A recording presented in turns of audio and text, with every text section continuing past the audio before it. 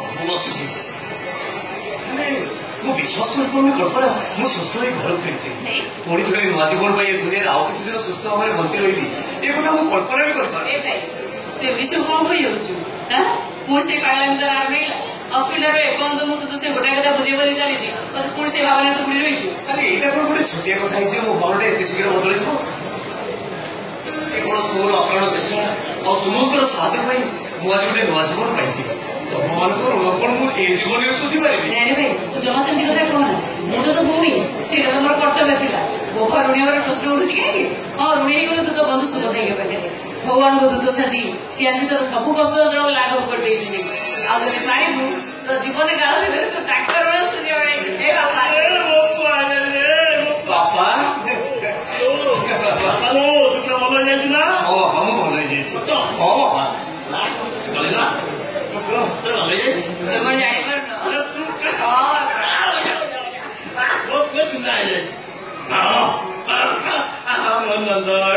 গোবিন্দ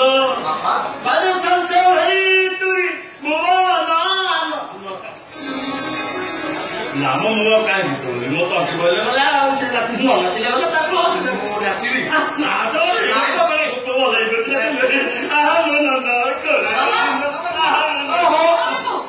দেখুছ বসে ଏବେ ହସ୍ପିଟାଲ ଫେରିଛି ଅପରେସନ ତମେ ଟଣାଟଣା ନଚାନଚି ଗଲେ ମୋର ଯଦି କିଛି ଅସୁବିଧା ହେଲା ତମେ ମାରିବ ତ ମୋର ଅସୁବିଧା ନା ମନେ ଅଛି ମୋ ପୁଅ ତ ଭଲ ହେଇଯିବ ଛାତି କୁଣ୍ଡବ ଥାଉ ସେ ଖୁସି ସେଠି ଥାଉ ମତେ କହିଲେ ରାମ ଆସିଲେଣି ରାମ ରାମ ଆସିବନି ବାପା ମୁଁ ତମକୁ ପଚାରୁଛି ରାମ ଘରକୁ ଫେରିଲାଣି କି ନାହିଁ ମୁଁ ତ ସେଇ କଥା କହୁଛି ରାମ ଫେରିବନି କେମିତି ମୁଁ ତାକୁ କହିଲି ଯେମିତି ମନ ପ୍ରାଣ ନେଇକି କରୁଛୁ ସେ ବାହାରକୁ କରିବ ଘରକୁ ଫେରି ଆସିବ ନା ରାମ ଫେରିଛି କାହିଁ କୋଉଠି ଅଛି କେନ୍ଦ୍ର ଦେଖାଉନି ଖାଉନି ଭିତରେ ଗୁମ୍ ମାରିକି ବଇଛି ଆଉ କେତେ ପଚାରିଲେ କିଛି କହୁନି ଖାଲି ଡର ଡର କରି ଅନଉଛି ତାମାନେ ସତରେ ରାମ ଘରକୁ ଫେରିଛି ଆଉ ଚୁପଚାପ ଘର ଭିତରେ ବସି ରହିଛି ଠିକ ଅଛି ତମେ ଏଇଠି ଥାଅ ମୁଁ ତମକୁ ନେଇ ଆସୁଛି ମୁଁ ଦେଖିବି ସେ କେମିତି କଥା କହିବନି ଆଜି ତା ଦିନକୁ ମୋର ଦିନେ ଆଜି ସେ କଳ୍ପନାକୁ ଭଲ ଭାବରେ ଚିହ୍ନିବ ଥାଉ ଏଇଠି ମୁଁ ତମକୁ ନେଇ ଆସେ ରାମ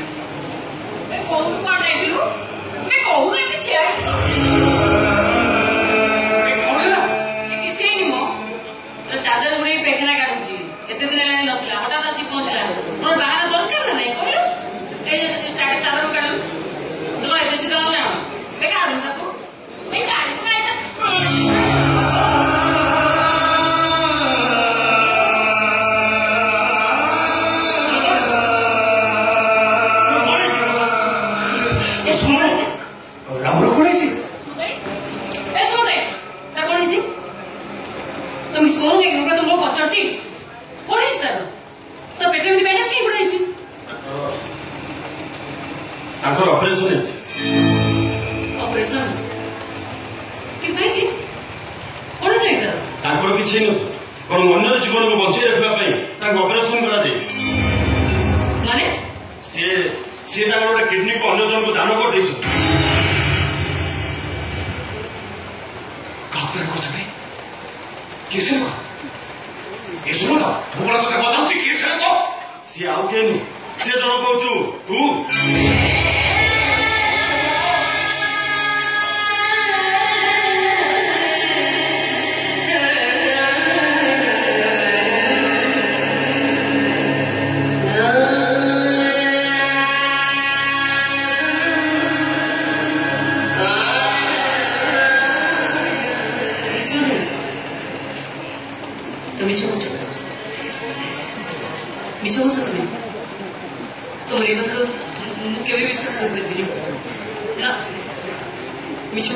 ନାଇଁ ମିଛ ନୁହେଁ ଏଇଠି ପ୍ରକୃତ ସତ କଥା ମୁଁ ମୋ ନିଜ ହାତରେ ଏସବୁ କାମ କରିଛି କିନ୍ତୁ ଏଇଟା ନିହାତି ଅନ୍ୟାୟ ପାପ କିନ୍ତୁ ତାଙ୍କ ପାଇଁ ଏଇଟା ପୁଣ୍ୟ ତୁ କେମିତି ଜାଣି ଶୁଣି ତାକୁ ଏତେ ବଡ କ୍ଷତି କରିଦେଲୁ କାହିଁକି ତାଙ୍କର ଇଚ୍ଛା ଥିଲା ଓ ଇଚ୍ଛା ଇଚ୍ଛା ଇଚ୍ଛା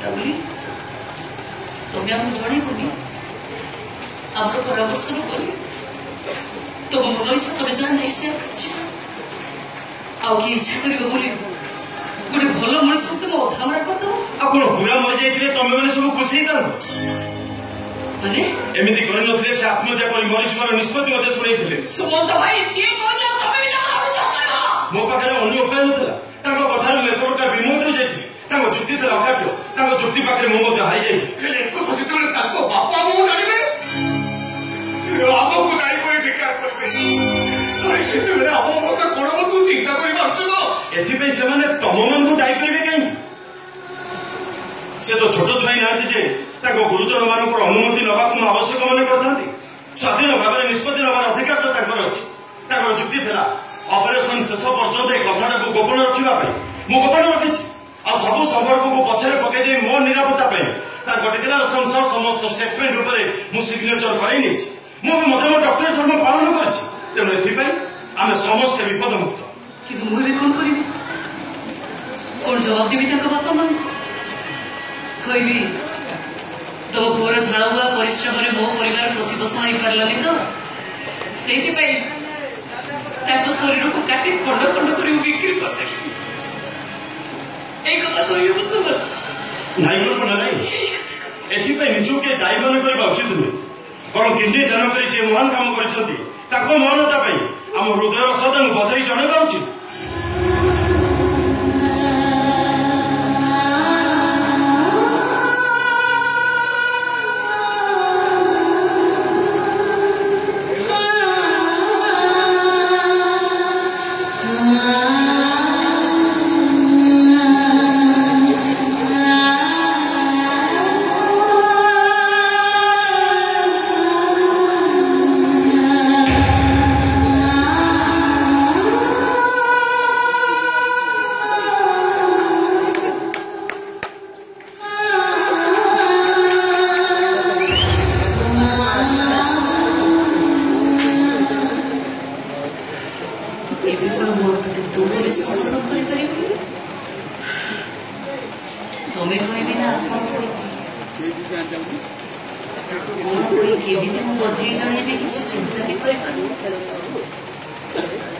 ସେଦିନ ସେ କୁଶ୍ଚିତ ଚରିତ୍ରର ରାକ୍ଷସଟା ଯେ ଆଜି ହଠାତ୍ ଏମିତି ଦେବତା ପାଲଟିଯିବ এই কথাটা କଣ ବିଶ୍ୱାସ କରିବେ କାହିଁକି ଏମିତି କଲ କଣ ପାଇଁ ଏମିତି କଲ କାହିଁକି ଜାଣି ଶୁଣି ନିଜକୁ ଏତେ ବଡ ଶାସ୍ତି ଦେଲେ କାହିଁକି କଣ ପାଇଁ କେବଳ ଆପଣଙ୍କ ପାଇଁ ମୋ ପାଇଁ ମାନେ এই ଦେଶବନ୍ଧୁ ପାଇଁ ଆପଣ ସବୁବେଳେ ମାନସିକ ଚିନ୍ତାରେ ପଡ଼ି ରହୁଥିଲେ ହସ ହସ ମୁହଁଟା ଧଳା ପଡ଼ିଯାଇ ସାମନେ ପଡ଼ିଥିଲା ଭାଇକୁ ବଞ୍ଚେଇ ରଖିବା ସଂଗ୍ରାମରେ ଅଣନିଶ୍ୱାସ ହେଇ ପଡୁଥିଲେ ଆପଣ। ଭାରି କଷ୍ଟ ଲାଗୁଥିଲା ମତେ, ଭାରି କଷ୍ଟ ଲାଗୁଥିଲା। କିନ୍ତୁ ମୁଁ ତ ମୋ ଭାଇ ପାଇଁ କର୍ତ୍ତବ୍ୟ କରୁଥିଲି, ତମକୁ କାହିଁ କଷ୍ଟ ଲାଗୁଥିଲା? ମୁଁ ସେମିତି ମୋ କର୍ତ୍ତବ୍ୟ କରିଛି। ତମ କର୍ତ୍ତବ୍ୟ କୋଉ କର୍ତ୍ତବ୍ୟର କଥା କହୁଛ ତମେ? ଏ ଘରକୁ ଚାକରି ଆସିବାର ମୋର ଚୁକ୍ତି ଥିଲା। ଏ ଘରର ଭଲ ମନ୍ଦ ଦାୟିତ୍ୱ ନେଇ ଏ ଘରକୁ ପ୍ରତିପୋଷଣ କରିବା। ପ୍ରଥମ ମାସରେ 10,000 ଟଙ୍କା ଆଣିଦେଲେ ବି ଏ ଘରର ଅଭାବକୁ ମୁଁ ଦୂର କରିପାରୁନଥିଲି। ତାପରେ ଆପଣ ଦାବି କଲେ 20,000 ଟଙ୍କା। ମୋ ଯୋଗ୍ୟତା ନେଇ 20,000 ଟଙ୍କା ରୋଜଗାର କରିବା ମୋ ପକ୍ଷେ କେବେ ବି ସମ୍ଭବ ନଥିଲା। କିଛି ଉପାୟ ପାଇଲିନି। ଚିନ୍ତା କରି ଦେଖିଲି ରିତେଶ ବାବୁଙ୍କର ଯଦି ଚିକିତ୍ସା ଆବଶ୍ୟକ ନ କରେ ତାହେଲେ ମୋ ରୋଜଗାରରେ ଘରର ସବୁ ଦୂର ହେଇଯିବ। ତାପରେ ରିତେଶ ବାବୁଙ୍କୁ ବଞ୍ଚେଇ ରଖିବା ପାଇଁ ମୋର କାହିଁକି ପ୍ରବଳ ଲୋଭ ହେଲା। ଗୋଟାଏ କିଡନୀରେ ମଣିଷ ବଞ୍ଚି ରହିପାରେ, ଆଉ କିଡନୀ କିଣିବାକୁ ଆପଣ ସକ୍ଷମ ନୁହନ୍ତି ଜାଣି ସାରିଲା ପରେ ମୁଁ ମୋର ଗୋଟେ କିଡନୀ ଦେଇଦେବାକୁ ଇଚ୍ଛା କଲି। ତାପରେ ସୁମତା ବାବୁଙ୍କୁ କହି ତାଙ୍କୁ ରାଜି କରିଥିଲି। ଏସବୁ କଥା ଜାଣିଲା ପରେ କାଳେ ଆପଣ ମତେ ଘରୁ ଯିବାକୁ ମନା କରିବେ, ସେଥିପାଇଁ ମୁଁ କାହାକୁ କିଛି ନ ଜଣେଇ ଘରୁ ଲୁଚି ପଳେଇଥିଲି। ଏହି ଦିନ ଅନୁପସ୍ଥିତ ରହି ଏ ଘର କାମରେ ଯୋଉ ତ୍ରୁଟି କରିଛି ସେଥିପାଇଁ ଆପଣ ମତେ କ୍ଷମା। ବାସ୍ ବାସ୍ ବାସ୍, ଆଉ କିଛି କରିବା ଦରକାର ନାହିଁ, କିଛି କରିବା ଦରକାର ନାହିଁ। ଆଉ ବଧୁଟିଏ କହିଲୁ ସତକୁ ସତ ମୁଁ ଆଗେଇ ଯାଇଛି।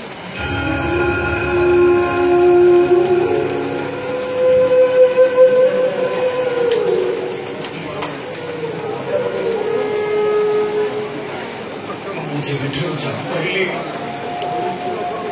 ମୋର ଦିଟା ଯାକ କିଡନୀ ଖରାପ, ସେଇ ଦିନଠାରୁ ମୁଁ ଭଗବାନଙ୍କ ଉପରୁ ବିଶ୍ୱାସ କରିଲି। ଏମିତିକି କଳ୍ପନା ବାଧ୍ୟ କଲି ମଧ୍ୟ ମୁଁ କୋଉ ଦେବାଦେବୀ ମନ୍ଦିର ଯାଇ ସେମାନଙ୍କ ପାଖରେ ଶରଣ ବସି ପଡ଼ିଲି। ହେଲେ ମୁଁ କେମିତି ଭାବିପାରିବି ସ୍ୱୟଂ ଭଗବାନ ଆସି ମୋ ଘରେ ପହଞ୍ଚିଥିଲେ।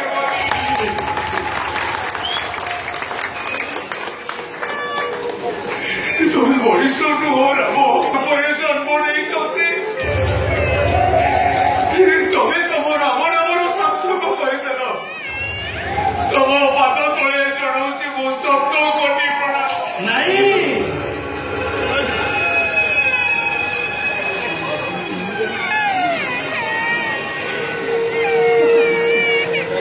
ତୁ କାହିଁକି ମୁଣ୍ଡ ଲଗେଇବୁ? ଆରେ ସବା ଆଗେ ମୋ ପାପର ପ୍ରାୟଶ୍ଚିତ ହବା ଦରକାର। ଜୀବନରେ ତ କିଛି ଭଲ କାମ କରିଛି କି ନାଇଁ କରିପାରିବିନି, ତଥାପି ପାପ ଚକ୍ଷୁରେ ଆଜି ସ୍ୱୟଂ ନରରୂପୀ ନାରାୟଣଙ୍କୁ ଦର୍ଶନ କଲି।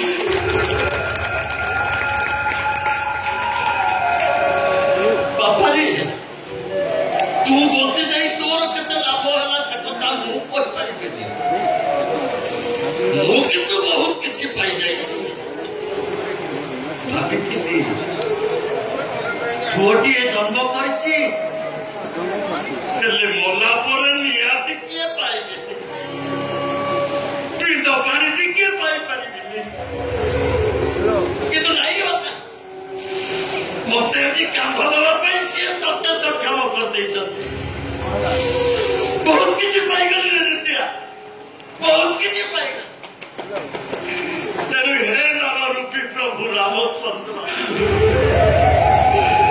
ଏ ମଧୁଆଟାର ସବୁ ଦୋଷକୁ ତମେ କ୍ଷମା କରିଦବ,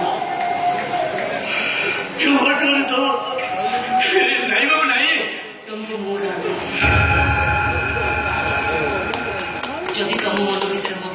ଟିକେ ଅନୁରାଗ ଥାଏ ତାହେଲେ ତାକୁ ସେମିତି କରି ରହିବା ପଡ଼ିବ। କାରଣ ଆଜି ଯାହା ସବୁ ହେଇଯାଇଛି କେବଳ ତାଙ୍କରି ପାଇଁ। ସିଏ ହଉଛନ୍ତି ସବୁ ଅନର୍ଥର ମୂଳ। ସିଏ ଯଦି ମଦ ନ ପିଇ ଆଜି ଭଲ ମଣିଷ କରି ବଞ୍ଚିଥାନ୍ତେ ତାହେଲେ ଆମ ଘରର ଅବସ୍ଥା ଆସି ଏମିତି ଅବସ୍ଥାରେ ପହଞ୍ଚି ନଥାନ୍ତା କି ସେଦିନ ଚାକିରି କରିବାକୁ ଯାଇ ମୁଁ ଏତେ ବଡ଼ ଗୋଟେ ଦୁର୍ଘଟଣାର ଶିକାର ହେଇନଥାନ୍ତି କି ପ୍ରତି ବଦଳରେ ତମକୁ ବି ଆଜି ଗୋଟେ ଏତେ ବଡ଼ ତ୍ୟାଗ କରିବାକୁ ପଡ଼ିନଥାନ୍ତା।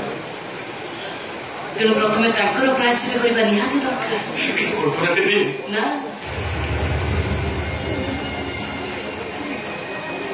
ଦେବୀ ନୁହଁ, ଦେବୀ ବୋଲି ସମ୍ବୋଧନ କରି ତୁମେ ତା ଅଧିକ ଲଜ୍ଜା ଦିଅନି। ମୁଁ କେବେ ଦେବୀ ନଥିଲି କି କେବେ ବି ଦେବୀ ହେଇପାରିବିନି, କିନ୍ତୁ ତମେ ଆଜି ସତକୁ ସତ ମୋ ପାଇଁ ଦେବତା ପାଲଟିବ। ମୋ ପାପ ଚକ୍ଷୁରେ ତୁମକୁ ଚିହ୍ନି ନ ପାରି ଅନେକ କଷ୍ଟ ଯନ୍ତ୍ରଣା ଦେଇଛି। ପାରିବ ତ କ୍ଷମା କରିଦେବ।